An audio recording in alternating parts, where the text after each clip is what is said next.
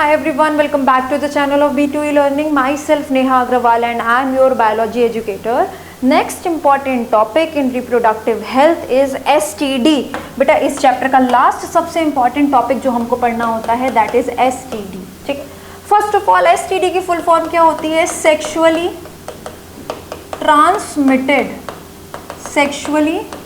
Transmitted diseases. ठीक है, हर disease का कोई ना कोई पोर्टल ऑफ एंट्री होता है बेटा. जैसे सर्दी जुकाम के लिए पोर्टल ऑफ एंट्री होता है respiratory tract. Food and borne disease, food and water disease हो सकता है.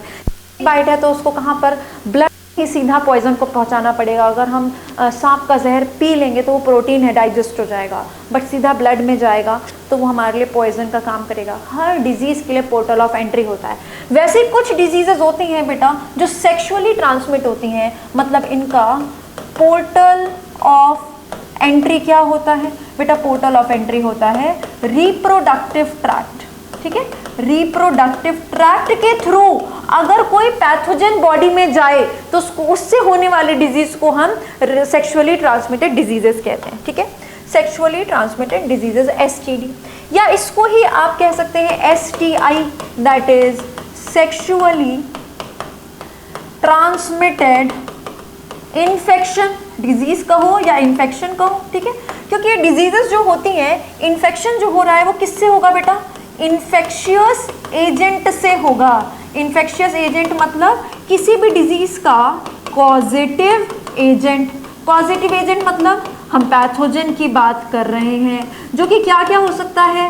Bacteria, virus, protozoan. होने को तो बेटा हेलमिंथ और फंगस भी होते हैं, पर ये तीनों हैं जो STD में देखे जाते हैं कि STD बैक्टीरिया, वायरस या प्रोटोजोअन से होता है. ठीक है, इन्हीं को बोला जाता है बेटा RTI, यानी रिप्रोडक्टिव ट्रैक्ट इन्फेक्शन.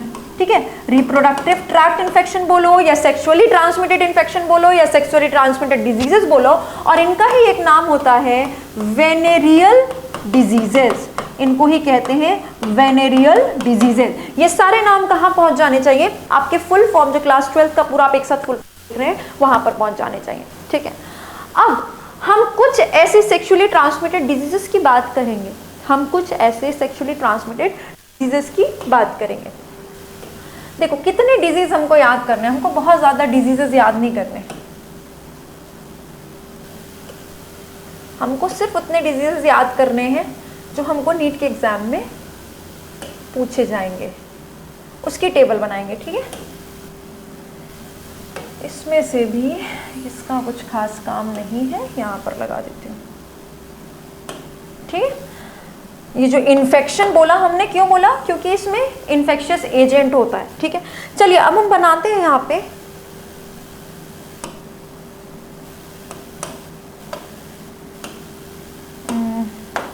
ठीक है.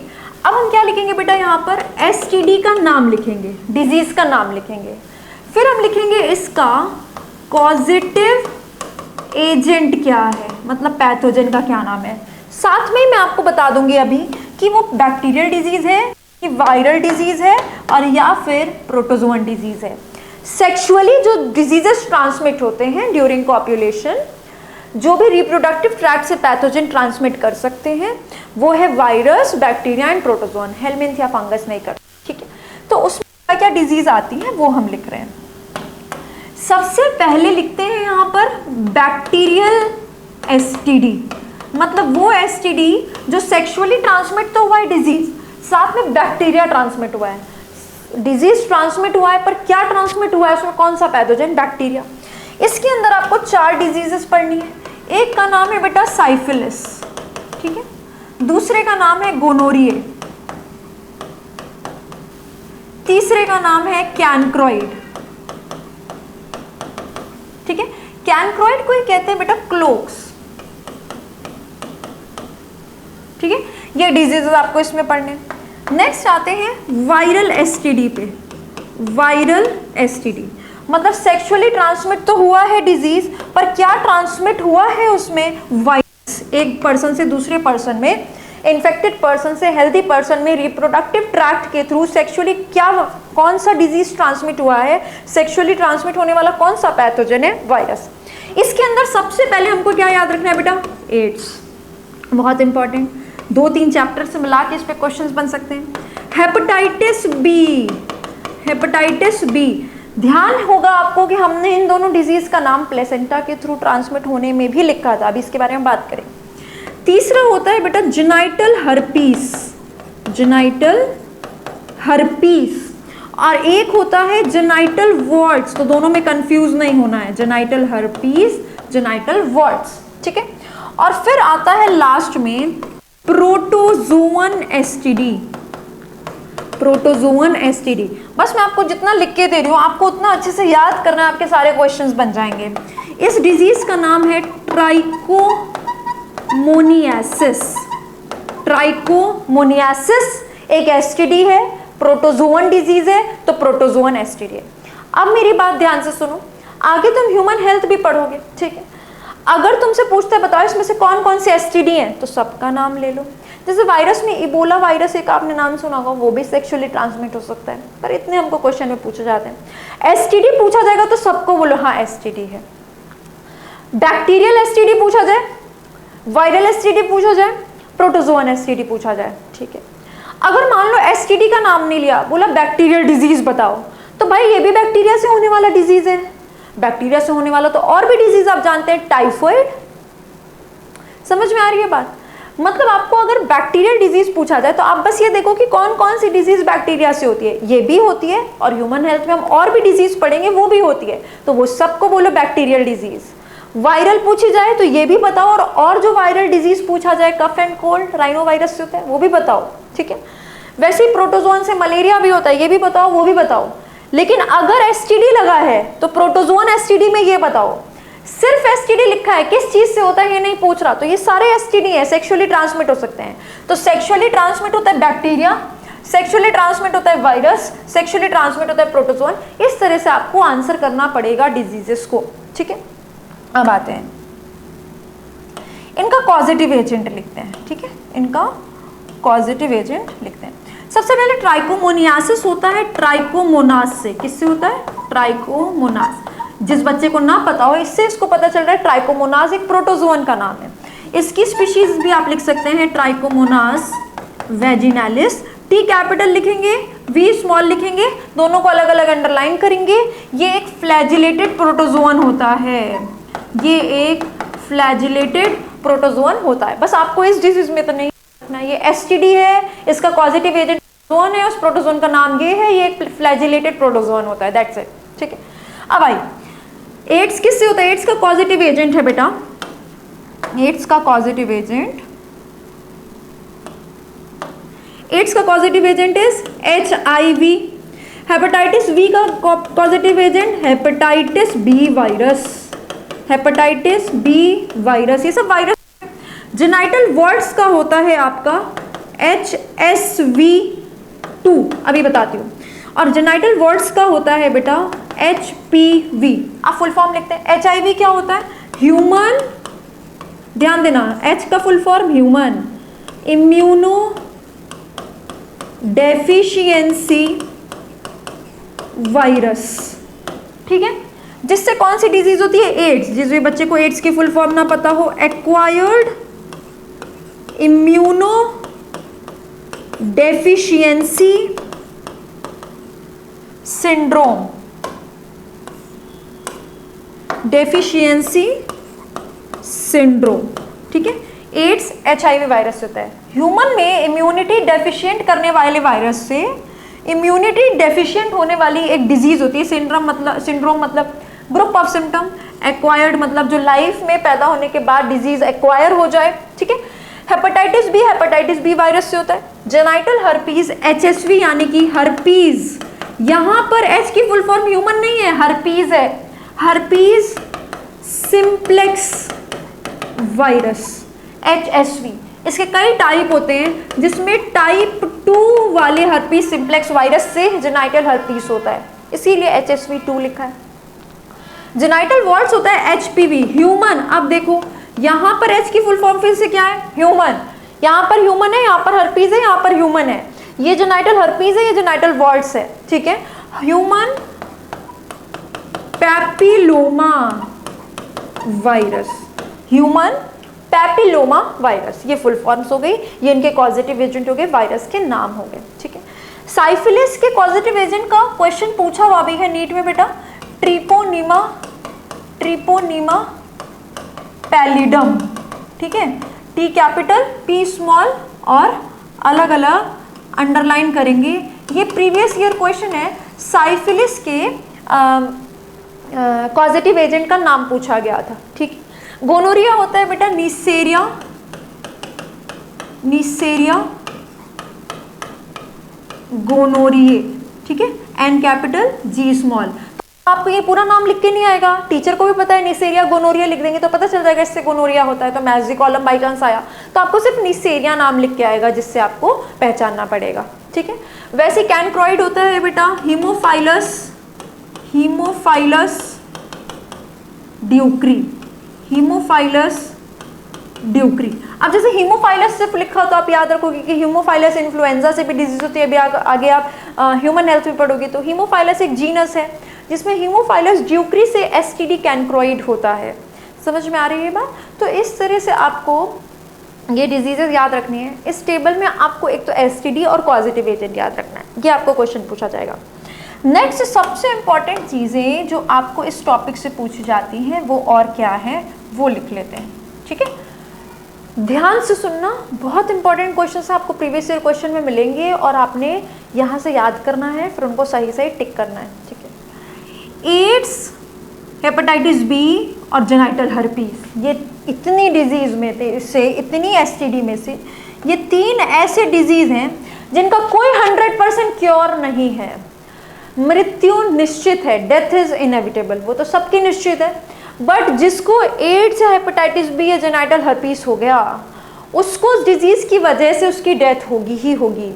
बट एज अ डॉक्टर आपकी क्या रिस्पॉन्सिबिलिटी बनती है कि आप उसकी सफरिंग को कम करें, उसके लाइफ स्पैन को बढ़ाने की कोशिश करें, उसकी बॉडी में उसके इन्फेक्शन को कंट्रोल करने की कोशिश करें और जितना हो सके उसके इन्फेक्शन को मिनिमाइज करने की कोशिश करें, ठीक है, मेडिसिन की और थेरेपीज की हेल्प से। बट आप उसको कंप्लीटली उस डिजीज़ को ठीक नहीं कर सकते, वैनिश नहीं कर सकते कि वो डिजीज़ पूरा ठीक हो गया और ह्यूमन हेल्दी हो गया, ऐसा नहीं हो, ठीक है। तो AIDS, hepatitis B and genital herpes can not be cured completely. एक बार ये डिजीज़ हो गए बेटा तो कंप्लीटली ठीक नहीं हो सकते हैं। तो अगर डिजीज़ ठीक नहीं हो सकती, ऐसे भी हम कहते हैं prevention is better than cure, तो उस डिजीज़ का प्रिवेंशन तो बहुत ज़रूरी है जिसका क्योर ही नहीं है, ठीक है।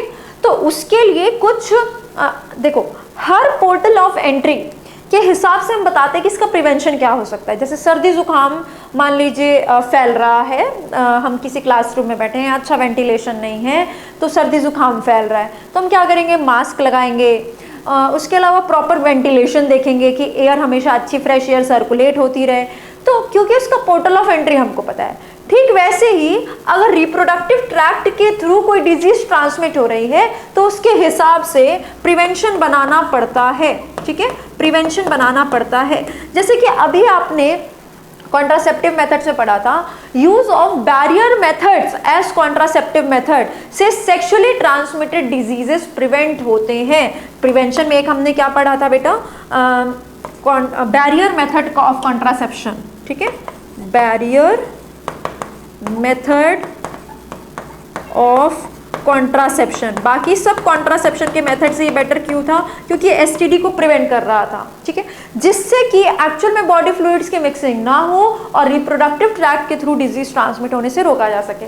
ऐसे कुछ बेटा प्रिवेंटिव मेजर्स होते हैं जिससे उस डिजीज को फैलने से रोका जा सकता है, ठीक है। तो अगर ये हो गए तो they can not be cured completely, इनको कंप्लीटली क्योर नहीं किया जा सकता। दूसरी बात जो बहुत ज़्यादा इंपॉर्टेंट, ध्यान से सुनेंगे, ठीक है, देखिए ये तीन तो एसटीडी ऐसे जो हो गए तो ठीक नहीं हो सकते हैं, पर इसमें से एड्स और हेपेटाइटिस बी, एड्स और ये तीन तो ठीक नहीं हो सकते, और इसमें से इन सारे में से ये दो डिजीज ऐसे हैं जो सिर्फ एसटीडी नहीं है। इनका नाम तो आपने मदर से फीटस में भी पढ़ा था, ये तो ड्रग्स चलो अभी वो समझाती हूँ कैसे। ये तो ब्लड ट्रांसफ्यूजन से भी चले जाते हैं। तो ये ऐसे डिजीज हैं which spread through other means also. मतलब कि बेटा ध्यान से सुनो, ये साइफिलिस ओनली एसटीडी है, गोनोरिया का ट्रांसमिशन सिर्फ सेक्सुअली हो सकता है, एंक्रोइड जो है वो सिर्फ रिप्रोडक्टिव ट्रैक्ट के थ्रू ही हो सकता है, जेनाइटल हर्पीज, जेनाइटल वर्ड्स में तो नाम ही जेनाइटल लगा हुआ है, ये सिर्फ जेनाइटल ट्रैक्ट के थ्रू ही ट्रांसमिट हो सकते हैं, ट्राइकोमोनियासिस भी सिर्फ एसटीडी है, बट एड्स और हेपेटाइटिस भी ओनली एसटीडी नहीं है, दे आर ऑल्सो एसटीडी। ठीक है, मतलब ये और तरीकों से भी हो सकते हैं और रिप्रोडक्टिव ट्रैक्ट के थ्रू भी हो सकते हैं। मतलब इनका टारगेट रिप्रोडक्टिव सिस्टम नहीं है। हेपेटाइटिस भी तो देखो नाम में है, हेपेटाइटिस मतलब हेपेटो मतलब लिवर का, आइटिस मतलब इन्फ्लामेशन, मतलब इसका टारगेट लिवर है इस वायरस का। एड्स में भी एचआईवी वायरस जाके मैक्रोफाज में फैक्ट्री की तरह काम करवाता है उससे और अपना नंबर बढ़ा के टी हेल्पर सेल को मारता है, इससे इम्यूनिटी वीक होती है। इसका भी टारगेट रिप्रोडक्टिव सिस्टम नहीं है, बट इसका पोर्ट ऑफ एंट्री सिर्फ रिप्रोडक्टिव ट्रैक्ट नहीं, और भी हैं, they can spread through other means also and reproductive tract also, so they are also STD. इसीलिए हम एसटीडी में भी पढ़ रहे हैं इसको। ठीक है, spread through other means also, जैसे for example infected mother to foetus through placenta. याद करो इस चीज को क्या कहते हैं, इसको हम कहते हैं वर्टिकल ट्रांसमिशन, हमने प्लेसेंटा में पढ़ा था। मदर टू फीटस प्लेसेंटा के थ्रू कोई डिजीज जा सकता है, ये दोनों भी जा सकते हैं। ठीक है, तो ये एसटीडी वहां पर नहीं है। देखो दूसरा मीन्स भी आ गया, infected blood transfusion. Infected blood transfusion, किसी को ब्लड की जरूरत है और गलती से उसको एचआईवी या हेपेटाइटिस बी वायरस से इन्फेक्टेड ब्लड का ट्रांसफ्यूजन हो गया तो उसको भी हो जाएगा डिजीज। ठीक है, इन्फेक्टेड सिरिंजेस, इसीलिए तो डॉक्टर के पास हमेशा चेक करना होता है कि एक नई सिरिंज खुल रही है। ठीक है, नीडल्स हो गया बेटा, रेजर्स हो गए, जो भी रेजर्स यूज किए जाते हैं हमेशा उनको सेपरेट रखना चाहिए, कभी ब्लड लग जाए और वो पर्सन इन्फेक्टेड हो और वही कोई और यूज कर ले। सर्जिकल टूल्स, अब नए नए डॉक्टर हर टाइम सर्जिकल टूल्स तो लाएंगे नहीं ऑपरेशन के लिए, तो उसके लिए एक मशीन होती है जिसमें उनका स्टेरिलाइजेशन किया जाता है, जिससे सारे के सारे पैथोजन उस पर मर जाते हैं। तो ये सब चीजें इन्फेक्टेड नहीं होनी चाहिए। इन्फेक्टेड है तो अगर एचआईवी या हेपेटाइटिस वायरस से इन्फेक्टेड है तो वो दूसरे पर्सन में भी वो डिजीज जा सकता है। तो किसी पर्सन को एड्स या हेपेटाइटिस बी होने के लिए, यानी किसी हेल्दी पर्सन में ये इन्फेक्टेड पर्सन से ये पैथोजन, ये वायरस आने के लिए बहुत सारे तरीके हैं, जैसे कि ये और जैसे कि सेक्सुअली ट्रांसमिट हो सकता है ड्यूरिंग कॉपुलेशन, रिप्रोडक्टिव ट्रैक्ट के थ्रू, बॉडी फ्लूइड्स की मिक्सिंग से भी ट्रांसमिट हो सकता है। तो अगर इन डिजीजेस का तुमसे प्रिवेंशन पूछा जाए तो इन्फेक्टेड मदर हो इसकी स्क्रीनिंग की जाए, ब्लड ट्रांसफ्यूजन करने से पहले देखा जाए ब्लड इन्फेक्टेड तो नहीं है, सिरिंजेस हमेशा नई यूज की जाए, सर्जिकल टूल्स को हमेशा स्टेरिलाइज किया जाए, इन्फेक्टेड नहीं होने चाहिए। इसीलिए तो बेटा जो ड्रग एडिक्ट्स होते हैं उनमें ये चांसेस ज़्यादा होते हैं एड्स, हेपेटाइटिस बी वगैरह होने के लिए। वो इंट्राविनस अगर मान लो ड्रग्स का इंटेक कर रहे हैं, तो जिनमें इतनी अक्ल नहीं कि उनको ड्रग्स इतना हैवी नहीं करना चाहिए, इंट्राविनसली वो सीधे वेन्स में अगर अपने ड्रग्स ले रहे हैं, जिनको इतनी समझ नहीं है, उनको ये कहाँ अक्ल होगी कि वो अपने ग्रुप में जो बैठे हुए हैं उसमें अलग अलग सिरिंज का इस्तेमाल करें। तो जो नीडल्स हैं, सिरिंजेस, उनकी शेयरिंग होगी ड्रग्स के लिए, जिसकी वजह से ऐसे लोगों में कोई एक भी अगर इन्फेक्टेड होगा तो वो डिजीज़ फैल सकता है। इसीलिए ड्रग एडिक्ट्स में ये डिजीज़ होने के चांसेस ज़्यादा होते हैं, एड्स और हेपेटाइटिस बी होने के। सिमिलरली किसी को मान लो बार बार ब्लड डोनेशन, ब्लड की ज़रूरत पड़ रही है, ब्लड ट्रांसफ्यूजन की, मान लो किसी को ब्लड कैंसर है, ठीक है, ल्यूकेमिया हो गया है, हीमोफीलिया हो गया है, ब्लड लॉस हो रहा है, तो बार बार ब्लड की अगर ज़रूरत है तो किसी से ब्लड लेने की जिसको ज़रूरत होगी उसी में तो चांसेस होते हैं ना बेटा कि उसको इन्फेक्टेड ब्लड ना मिल जाए कहीं, तो ऐसे लोगों में इसीलिए चांसेस ज़्यादा होते हैं एड्स, हेपेटाइटिस बी होने के। ठीक है, इस चैप्टर में तो आपको एसटीडी टॉपिक याद रखना है। ये 3 डिजीज कभी ठीक नहीं हो सकते, ये दोनों डिजीज ओनली एसटीडी नहीं है, और मीन्स से भी फैलते हैं और एसटीडी भी हैं। ठीक है, और ये दोनों डिजीज क्योंकि और मीन्स से भी फैलते हैं, मतलब इनका टारगेट रिप्रोडक्टिव सिस्टम नहीं है, they do not affect reproductive organs. ठीक है, बाकी सब ओनली एसटीडी है और रिप्रोडक्टिव ऑर्गन्स को ही अफेक्ट करते हैं। ये दोनों डिजीज और मीन्स से भी होते हैं, मतलब इनका टारगेट रिप्रोडक्टिव सिस्टम नहीं है, इसलिए रिप्रोडक्टिव ऑर्गन्स को अफेक्ट नहीं करते, और ये दोनों डिजीज कभी ठीक भी नहीं हो सकते, और इसके अलावा ये डिजीज भी कभी ठीक नहीं हो सकते। This is it about the STD. आपको एसटीडी में सिर्फ और सिर्फ इतना अच्छे से याद रखना है, ठीक है। तो यहाँ पर एसटीडी का टॉपिक कंप्लीट होता है बेटा, और इसके साथ ही ये चैप्टर कंप्लीट होता है। आई होप आपको चैप्टर अच्छे से समझ आ गया होगा। अच्छे से नोट्स को लिखिए, सुनिए, याद करिए, और फिर क्वेश्चंस को, प्रीवियस ईयर क्वेश्चंस को एज टेस्ट परफॉर्म करके देखिए कितने क्वेश्चंस आप होते हैं। Thank you so much everyone.